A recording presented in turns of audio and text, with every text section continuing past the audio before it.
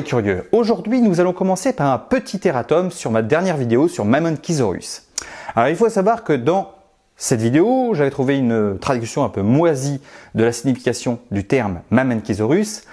J'avais dit que Mamenchisaurus signifiait tout simplement le pont du cheval ou la rivière du pont à cheval. Alors que c'est pas du tout ça, c'est en fin de compte le reptile du ruisseau de la porte à cheval. Voilà, c'était juste une petite précision. Mais aujourd'hui, nous allons voir une superstar chez les dinosaures qui avait 3 cornes. Avez-vous deviné?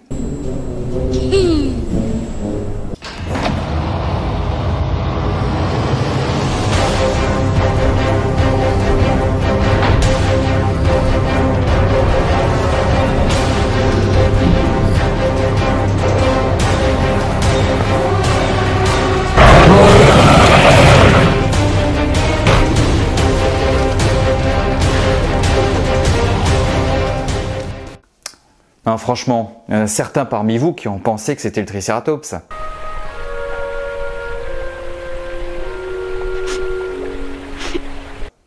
Eh ben non, aujourd'hui nous verrons le célèbre théropode du Jurassique, le Ceratosaurus. Voyons plus précisément le Ceratosaurus de Jurassic Park Evolution. Au vu de ses dimensions et particularités physiques, je statuerai pour un Ceratosaurus nasicornis. Le genre Ceratosaurus comprend de nombreuses espèces, dont la plupart sont douteuses, c'est-à-dire qu'au vu des restes fragmentaires, et par conséquent, il y a peu d'indices permettant un diagnostic fiable.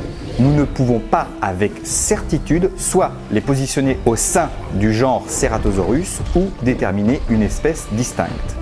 Mais avant de découvrir les particularités de ce genre et de cette espèce, un peu d'histoire.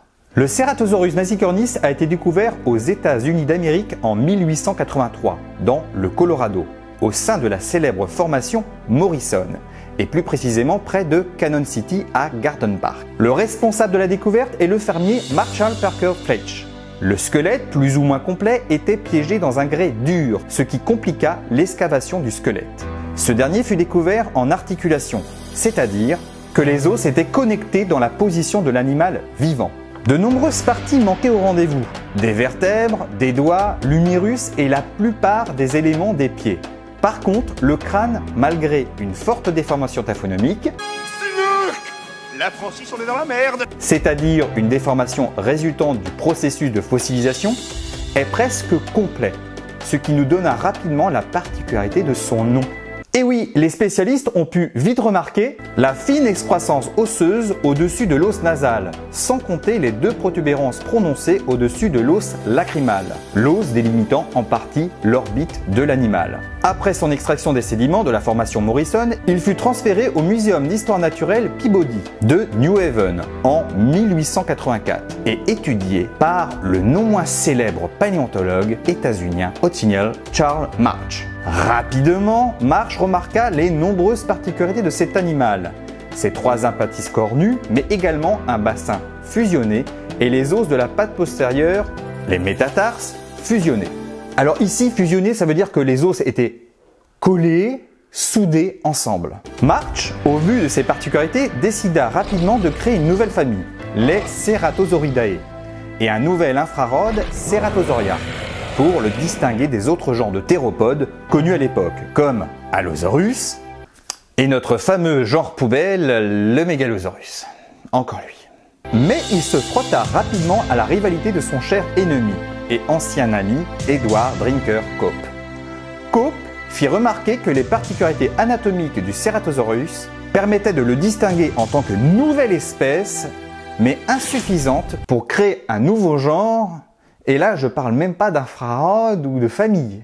En conséquence, Cope décida de créer l'espèce Megalosaurus nasicornis.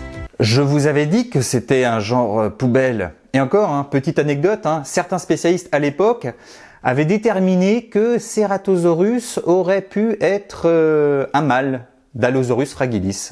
Et que ses particularités, c'était juste des dimorphismes sexuels. Mais l'histoire donna raison au professeur Marsh, et il fut postérieurement nommé Ceratosaurus nasicornis dans les publications suivantes. En ce qui concerne sa classification, son emplacement au sein des dinosaures théropodes changea bien souvent.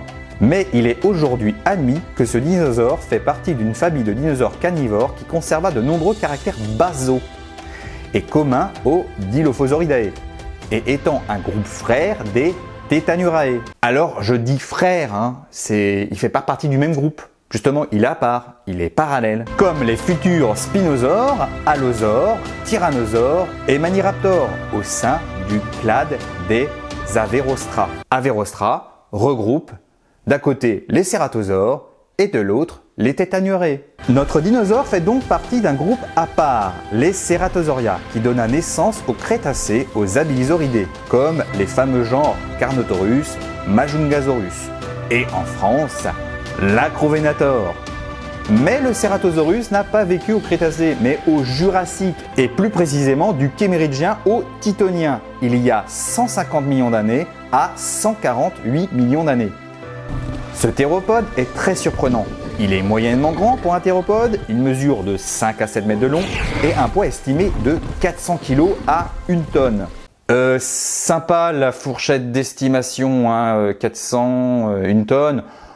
Je vais pas mouiller, on va dire qu'il fait à peu près 700 kg. Il est trapu pour un théropode de cette taille et présente un aspect plus robuste qu'Allosaurus, qui lui était plus grand d'environ 2 mètres.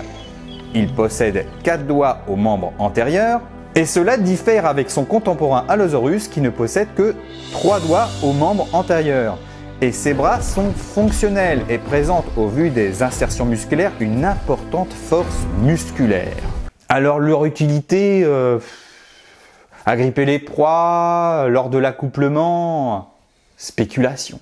Autre détail surprenant, avec les restes de l'holotype de 1883, on a découvert des ostéodermes, os dans la peau. Ces ostéodermes parcouraient le corps de l'animal, de la tête au bout de la queue. On a découvert des éléments semblables chez Carnotaurus, qui est un proche parent de Ceratosaurus, mais plus dérivé et qui a vécu à la fin du Crétacé, au Campaniens maastrichtien, de 75 à 70 millions d'années. Leurs fonctions n'est ou ne sont pas encore déterminées et bien souvent ils sont sujets à spéculation.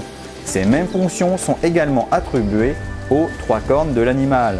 Fonction défensive, entre les mâles ou avec d'autres dinosaures carnivores contemporains, ou attribut de parade lors de la saison des amours par exemple. Dernière particularité que j'avais envie de vous montrer sur cet animal, c'est ceci. Alors ceci, c'est un maxillaire droit de Ceratosaurus nasicornis. Et la particularité, c'est ceci. Proportionnellement aux autres dinosaures théropodes, le Ceratosaurus, il a de très longues dents. Je vous laisse imaginer lorsque vous vous retrouvez devant ce bestiau, plutôt pas mal, hein. Aïe aïe aïe. Je vais spéculer, mais lorsqu'on étudie la robustesse du cou et les particularités des dents de ce théropode, on peut émettre l'hypothèse que cet animal chassait de grosses proies avec la méthode de la saignée en tailladant les flancs et le dos de sa victime, jusqu'à ce que mort s'ensuive. Pour résumer, Ceratosaurus nasicornis vivait dans un milieu semi-aride, avec une brève saison humide, avec plaine d'inondations et forêts fluviales. Il devait être un chasseur à l'affût, sabrant ses proies à coups de gueule.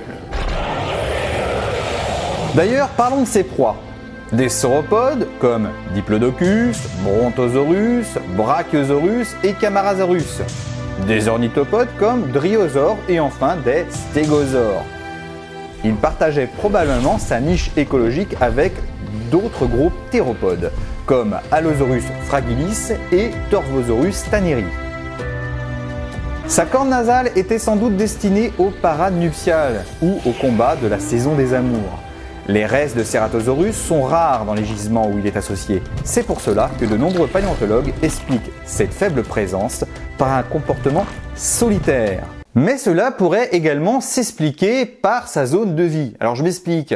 Bah oui, si l'animal vit plutôt dans des zones forestières et qui s'approche très rarement, par exemple, des bords des rivières ou même lacustres ou même près des zones maritimes, des zones qui sont susceptibles de favoriser la fossilisation, donc forcément on va avoir très peu de restes de Ceratosaurus. Revenons rapidement sur la taille de l'animal. Il est vrai qu'au début de la vidéo, je vous ai dit que Ceratosaurus nasicornis avait une taille estimée en longueur, entre 5 et 7 mètres de long. Mais il faut savoir que dernièrement, nous avons trouvé quelques restes fragmentaires de Ceratosaurus, alors fragmentaires et partiels, qui nous prouveraient que l'animal pouvait atteindre des tailles honorables aux alentours de 9 mètres de long et que notre cher holotype de 1883 est peut-être un juvénile.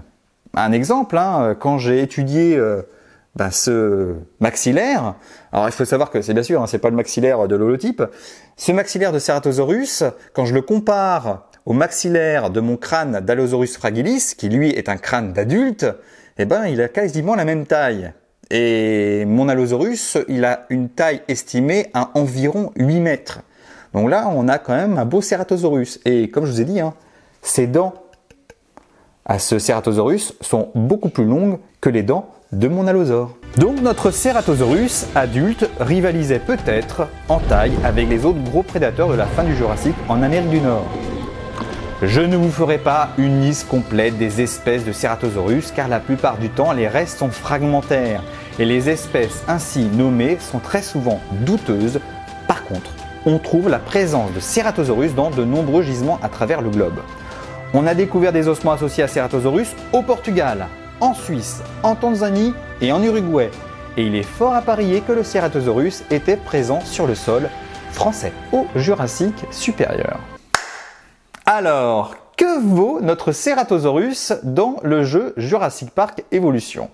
La tête est très bien représentée. Les dents du maxillaire sont très longues et les appendices lacrymaux et nasales sont bien présents, même si j'aurais personnellement accentué les cornes lacrymales.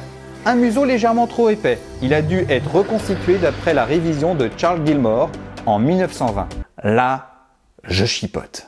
Comme pour une majorité des théropodes dans le jeu, le Ceratosaurus souffre d'une pronaxie de l'extrémité des membres antérieurs, alors que normalement ses mains devraient avoir un axe horizontal par rapport au sol.